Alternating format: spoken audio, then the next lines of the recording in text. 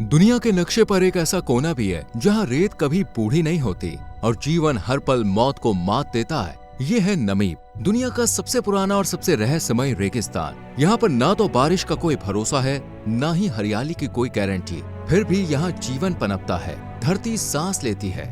ऊंचे ऊंचे लाल रेत के टीले ताजगी से दूर, लेकिन फिर भी जीवन पेड़ और वो जीव जो जीते हैं बिना शिकायत, बिना शोर के। कहते हैं कि यहाँ पर हर कदम एक नई कहानी है और हर कहानी में है संघर्ष, साहस और अस्तित्व की जंग। तो चलिए आज इस अद्भुत रेगिस्तान को करीब से जानने की कोशिश करते हैं। यह है सर्दर्न अफ्रीका में स्थित एक प्राचीन रेगिस्तान जिसे हम नामीब कहते हैं। नामीब का मतलब होता है खाली जगह या फिर जहाँ कुछ नहीं है। लेकिन सच ये है कि ये खालीपन असल में जीवन और इतिहास से भरा पड़ा है। ये धरती का सबसे पुराना रेगिस्तान जो मुख्य रूप से नामीबिया देश में फैला हुआ है, लेकिन इसका कुछ हिस्सा अंगोला और दक्षिण अफ्रीका तक भी फैला है। यह अटलांटिक महासागर के किनारे किनारे लगभग 2000 किलोमीटर तक फैला हुआ है। इसकी उम्र का अंदाजा लगाना मुश्किल है। ये करीब 55 से 80 मिलियन वर्ष पुराना रेगिस्तान है, यानी जब धरती पर डायनासोर नहीं थे तब भी ये रेगिस्तान था। यहाँ का वातावरण इतना शुष्क है कि कुछ क्षेत्रों में साल भर सिर्फ कुछ किलोमीटर बारिश होती है, लेकिन जीवन यहाँ फिर भी मौजूद है। कारण अटलांटिक महासागर से उठने वाली ठंडी धुंध जो इस बंजर भूमि के लिए जीवन दायिनी बन जाती है। कहने को बेशक ये एक शुष्क और बंजर भूमि है, लेकिन यहाँ देखने लायक बहुत कुछ है, जैसे लाल रेत से बने विशाल टीले। ये सिर्फ रेगिस्तान के सामान्य रेत के ढेर नहीं, बल्कि प्राकृतिक कला के अद्भुत नमूने हैं। नमीब के कई टीले 300 से 400 मीटर तक ऊंचे हैं, जिनमें ड्यून 7 सबसे ऊंचा टीला है। ये वाल्विस खाड़ी के पास स्थित है। ये टीला 388 मीटर ऊंचा है। कहते हैं कि दुनिया में कहीं और अस्तित्व की लड़ाई इतनी भयंकर नहीं है जितनी यहाँ है, मगर इसके बावजूद यहाँ शानदार बायोडायवर्सिटी का गढ़ है। नामीब रेगिस्तान में जीवन के रूपों ने लाखों वर्षों में खुद को इस कठिन वातावरण में ढाल लिया है, जैसे नामीब डेजर्ट बीटल। इसकी खासियत है कि ये कोहरे से अपनी पीठ पर पानी जमा कर लेता है। दरअसल इसके पंखों की सतह पर छोटे छोटे हाइड्रोफिलिक और हाइड्रोफोबिक हिस्से होते हैं। धुंध में पानी की बूंदें इन हाइड्रोफिलिक बिंदुओं पर जमती है, फिर ये बूंदें धीरे धीरे फिसलते हुए इसके मुंह की ओर चली जाती हैं और फिर बीटल उन्हें पी लेता है। इस यूनिक प्रोसेस को फॉग बेस्किंग कहते हैं। वाटर हार्वेस्टिंग का ये तरीका वाकई में कमाल का है।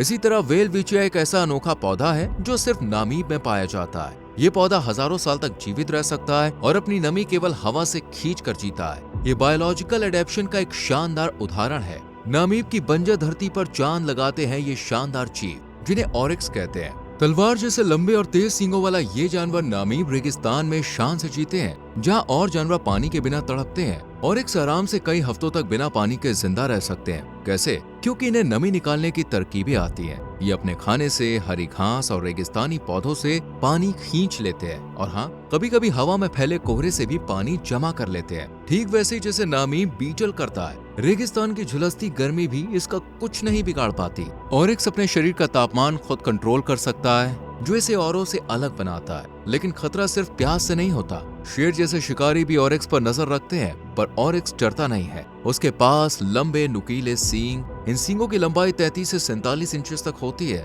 जरूरत पड़ने पर ऑरिक्स इन्हें हथियार की तरह इस्तेमाल करते हैं। रेगिस्तान में जिंदा रहना कोई खेल नहीं है, पर ऑरिक्स इसे भी कला बना चुका है। कल्पना करो एक ऐसी जगह की जहां एक तरफ विशाल रेगिस्तान की तपती रेत है और दूसरी तरफ ठंडा उग्र अटलांटिक महासागर। ये है स्केलेटन कोस्ट। नाम जितना डरावना है, नजारा उतना ही रहस्यमय। ये इलाका इतना खतरनाक है कि इसे दुनिया की सबसे वीरान और जानलेवा तटरेखा कहा जाता है। यहाँ कोहरा हर वक्त मंडराता है, समुद्र की धाराएं तेज हैं और चट्टानें छुपे शिकारी की तरह। इसलिए यहाँ सैकड़ों जहाज तबाह हो चुके हैं। जहाँ जहाँ नजर दौड़ाओ वहाँ वहाँ बिखरे मिलते हैं पुराने जहाजों के मलबे और साथ ही समुद्री जानवरों की हड्डियाँ, जैसे मानो कोई भूतिया संग्रहालय हो। लेकिन इस वीरानी में भी जिंदगी धड़कती है। यहाँ बेंगुएला धारा बहती है। ये अटलांटिक महासागर से आने वाली बेहद ठंडी धारा है। जब ये ठंडी हवा गर्म रेगिस्तान हवा से टकराती है तो कोहरे की एक मोटी चादर सी बन जाती है। फिर वही कोहरा रेगिस्तान में बारिश की कमी पूरी करता है। ये नमी पौधों, कीड़ों और जानवरों के लिए अमूल्य होती है। यहाँ पाए जाने वाले छोटे छोटे बीटल से लेकर बड़े ऑरिक्स तक इसी कोहरे के दम पर जिंदा है। स्केलेटन कोस्ट चाहे दिखने में डरावनी लगे, पर यह जीवन का अद्भुत उदाहरण है, जहाँ प्रकृति ने विपरीत हालात में भी संतुलन बना लिया है। डेजर्ट एलिफेंट ये कोई नई प्रजाति नहीं है, बल्कि अफ्रीकी बुश हाथियों की एक ऐसी आबादी है जिन्होंने खुद को नामीब रेगिस्तान के कठिन हालातों के हिसाब से ढाल लिया है, जहाँ पानी बहुत कम है, सूरज बेहिसाब तेज और जमीन तप रही होती है। वही ये हाथी सालों से जिंदा है। नामीब डेजर्ट हाथी आम हाथियों से थोड़े छोटे होते हैं, मगर इनके पैर लंबे और पतले होते हैं, जिससे ये रेत पर आसानी से चल सकते हैं। कई बार ये पानी और खाने की तलाश में सैकड़ों मील चल पड़ते हैं बिना थके। इनकी त्वचा मोटी और खुरदुरी होती है, जो इन्हें तेज धूप और गर्म हवाओं से बचाती है। रेगिस्तान की झुलसाने वाली गर्मी इनके लिए चुनौती नहीं, बल्कि दिनचर्या है। ये हाथी उन पेड़ों की छाल, पत्तियां और झाड़ियां खाते हैं जिन्हें और जानवर छूते भी नहीं है। जहाँ बाकी जानवर हार मान लेते हैं, वहाँ ये हाथी हरियाली ढूंढी लेते हैं। नामीब डेजर्ट एलिफेंट हमें सिखाते हैं कि अनुकूलन ही जीवन है। नामीब में एक ऐसी जगह है जहाँ कई शिकारी जानवर का अखाड़ा है। ये है एरिनजी प्राइवेट गेम रिजर्व। यहाँ लेपर्ड से लेकर शेर, चीता, हाइना, वाइल्ड डॉग्स का ठिकाना भी है। जंगली कुत्तों को देखने के लिए ये नामीबिया में सबसे अच्छी जगहों में से एक है। अफ्रीकन वाइल्ड डॉग्स, जिन्हें पेंटेड वुल्फ भी कहा जाता है, इनका शरीर किसी कलाकार की पेंटिंग की तरह लगता है। काले, पीले, सफेद और भूरे धब्बों का एक ऐसा अद्भुत मेल जो हर डॉग को एकदम अलग पहचान देता है। इनकी सबसे बड़ी ताकत है इनका जबरदस्त टीम वर्क। ये अकेले नहीं चलते, ये झुंड में रहते हैं, शिकार करते हैं और जिंदगी जीते हैं। हर पैक में एक अल्फा जोड़ी होती है जो प्रजनन करती है, लेकिन बच्चों की देखभाल पूरे झुंड की जिम्मेदारी होती है, एकदम परिवार की तरह। एक ग्रुप में आमतौर पर 5 से 20 सदस्य होते हैं, लेकिन जब ये मिलकर शिकार करते हैं तो बड़े से बड़ा शिकार भी टिक नहीं पाता। इनका शिकार करने का अंदाज फिल्म जैसा होता है। ये शिकार को किलोमीटरों तक दौड़ाकर थकाते हैं, फिर जैसे ही मौका मिलता है पूरा झुंड उस पर बिजली की तरह टूट पड़ता है। यही कारण है कि इनकी शिकार में सफलता दर 80-90% तक होती है, जो शेर और चीते से भी ज्यादा है। जब शिकार हाथ आता है तो वो पल मानो जश्न का होता है। दावत शुरू होती है और हर सदस्य पेट भरता है। बूढ़े, बच्चे, बीमार, कोई भूखा नहीं रहता। इनकी दुनिया अनुशासन, सहयोग और परिवार की भावना से चलती है। एरिंडी के दूर दराज इलाकों में एक ऐसा शिकारी जो अकेले ही अपनी शिकार यात्रा पर निकलता है, ये कोई और नहीं बल्कि लेपर्ड है। इसकी भूमिका नामीब के इकोसिस्टम को बनाए रखने में बेहद महत्वपूर्ण है, क्योंकि लेपर्ड उन जानवरों जैसे कुडू और स्प्रिंगबक का शिकार करता है जिनकी आबादी अगर बढ़ जाए तो वनस्पति पर दबाव डाल सकती है, जिससे पूरे इकोलॉजिकल सिस्टम को खतरा हो सकता है। लेपर्ड का शिकार करने का तरीका बेहद तेज और सटीक होता है। एक बार जब सुनिश्चित हो जाता है कि वो शिकार के बिल्कुल करीब पहुंच चुका है, तब लेपर्ड अपनी पूरी ताकत से बिजली की गति से हमला करता है। ये सीधा शिकार की गर्दन पर हमला करता है ताकि उसे जल्दी से धर दबोचा जा सके। लेपर्ड की खास बात यह है कि जब शिकार इसकी पकड़ में आ जाता है तो ये उसे अपने साथ पेड़ पर लेकर चढ़ जाता है ताकि कोई दूसरा शिकारी उसे छीन ना सके। फिर अकेले शांति में शिकार का लुत्फ उठाता है। इटोशा नेशनल पार्क ये उत्तरी नामीबिया का सबसे बड़ा और खास राष्ट्रीय उद्यान है, जो करीब 22,270 वर्ग किलोमीटर में फैला है। ये अपने विविध वन्य जीवों और विशाल नमक के मैदान के लिए फेमस है। यहाँ शेर, हाथी, तेंदुआ, गेंडा, जिराफ, जेब्रा और कई तरह के मृग आसानी से देखे जा सकते हैं। बारिश के मौसम में सूखा पड़ा पैन अस्थायी झील बन जाता है, जो हजारों फ्लेमिंगो और अन्य पक्षियों को आकर्षित करता है। शुष्क मौसम में जब पैन फिर से सूख जाता है तो पूरा जीवन वाटर होल्स के इर्द गिर्द सिमट जाता है, और यही समय होता है जब वन्य जीवों को करीब से देखने का सबसे शानदार मौका मिलता है। इटोशा के जानवरों ने गर्मी और सूखे में जीने की खास कला सीख ली है।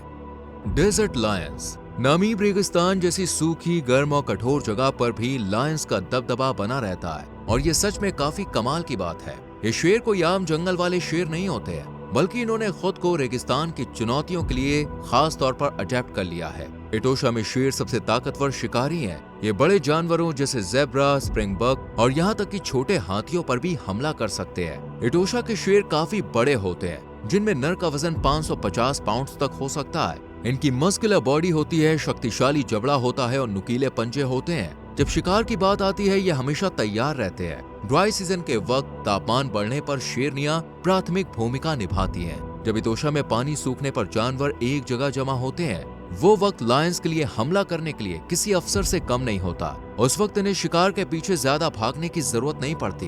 ये प्यास बुझाने के लिए वाटर होल्स के पास जमा स्प्रिंगबक, जेब्रा जैसे जीवों को अपना निशाना बनाते हैं। इस तरह इटोशा शुष्क मौसम में मुख्य मंच बन जाता है, जहाँ शिकारी और शिकार आमने सामने होते हैं और अस्तित्व की लड़ाई के लिए तैयार होते हैं। मौका मिलते ही शेरनियां शिकार पर धावा बोल देती हैं। एदोशा नेशनल पार्क के खुले मैदानों में जब दोपहर की धूप थोड़ी नरम पड़ने लगती है, तभी शुरू होती है एक शानदार शिकारी की कहानी, और वो है चीता, दुनिया का सबसे तेज जानवर। लेकिन शेर और तेंदुए की भीड़ से थोड़ा हटके चलने वाला शिकारी ये ना तो गुर्राता है ना ही दहाड़ता है। चीता बस शांति से देखता है, सोचता है और प्लान करता है। दूर कहीं एक मासूम स्प्रिंगबक चल रहा होता है। चीते की पैनी निगाह उस पर जमी होती है, ना कोई आवाज ना कोई जल्दबाजी। धीरे धीरे झाड़ियों की आड़ लेकर ये उसके करीब पहुंचता है। 30 मीटर, 25 मीटर, 20 मीटर और फिर बिजली जैसी रफ्तार। सिर्फ कुछ ही सेकंड्स में चीता 100 किलोमीटर प्रति घंटे की रफ्तार से दौड़ पड़ता है, जैसे मानो रेगिस्तान में तूफान चल पड़ा हो। शिकार को समझ पाए उससे पहले ही चीता उस पर वार करता है, उसे गिराता है और फिर गला दबाकर उसे हमेशा के लिए शांत कर देता है। लेकिन असली चैलेंज अभी बाकी है। अब चीते को जल्दी खाना शुरू करना होगा, वरना कोई शेर या हाइना आकर इसकी सारी मेहनत पर पानी फेर सकते हैं। चीता जानता है तेज दौड़ना ही काफी नहीं, सही समय और चुपचाप चाल ही असली जीत है। कुनेने रिवर, नामीबिया की कुनेने नदी एक जादुई धारा की तरह है जो अंगोला से निकलती है और अटलांटिक महासागर की ओर बहती जाती है। रास्ते में रुआकाना और एपोआ जैसे शानदार झरनों से गुजरती हुई इस सूखे इलाके की कुछ गिनी चुनी नदियों में से है जो साल भर बहती है और आसपास के वन्य जीवों के लिए जीवन रेखा जैसी है। इसके शांत पानी और तैरती वनस्पतियों पर अक्सर एक खास पक्षी देखने को मिलता है जिसे अफ्रीका जैकाना कहते हैं। एक रंग बिरंगा पक्षी जो अपने लंबे पंजों से लिली पैड्स पर ऐसे चलता है जैसे मानो पानी पर तैर रहा हो। वहीं थोड़ा आगे सफेद पंखों वाला ग्रेट इग्रेट बड़ी शांति से किनारे पर खड़ा होता है, किसी मछली के हलचल करने का इंतजार करता हुआ। जैसे ही मौका मिलता है ये झट से शिकार करता है। अफ्रीकन बफेलोज, इन्हें केप बफेलो भी कहते हैं, लेकिन नाम से धोखा मत खाइए, ये कोई साधारण भैंसा नहीं है। ये अफ्रीका की धरती पर जन्मी चलती फिरती मौत है। ये अक्सर पानी के आसपास पाए जाते हैं क्योंकि पानी इनके जीवन का अहम हिस्सा है। इन्हें करीब से देखने के लिए ज़ैम्बेज़ी रीजन और वाटरबर्ग प्लेटू नेशनल पार्क बेहतरीन जगहें हैं। इनकी खासियत है कि ये भैंसे अकेले नहीं चलते, ये बड़े बड़े झुंड में रहते हैं जिससे इनकी सुरक्षा मजबूत होती है। जब इन पर खतरा मंडराता है तो ये पीछे नहीं हटते। इनके भारी मुड़े हुए सींग पल भर में जानलेवा हथियार बन जाते हैं। स्वभाव से आक्रामक और बेहद सतर्क ये जानवर जरूरत पड़ने पर किसी भी शिकारी से भिड़ने का दम रखते हैं, फिर चाहे सामने शेर ही क्यों ना हो। जब इनका झुंड आत्मरक्षा के लिए एक साथ दौड़ता है, जमीन कांपती है, धूल उड़ती है और शिकारी पल भर में सोचने पर मजबूर हो जाता है, क्या वाकई ये सही शिकार था? इन्होंने नामीब के अनुसार खुद को ढाल लिया है। ये सिर्फ घास नहीं चरते, जब जरूरत पड़े तो कैक्टस भी खा जाते हैं। ये हर हालात में जीना जानते हैं और जब जान की बात हो तो याद रखना, ये पीछे नहीं हटते। ये अफ्रीका के जंगली सिपाही हैं। उम्मीद करते हैं दोस्तों ये वीडियो आपको अच्छी लगी होगी। वीडियो को लाइक और शेयर करके चैनल को सब्सक्राइब करें और बेल आइकॉन प्रेस करें जिससे आने वाली वीडियोस मिस ना हो। मिलते हैं अगली वीडियो में। Till then bye bye.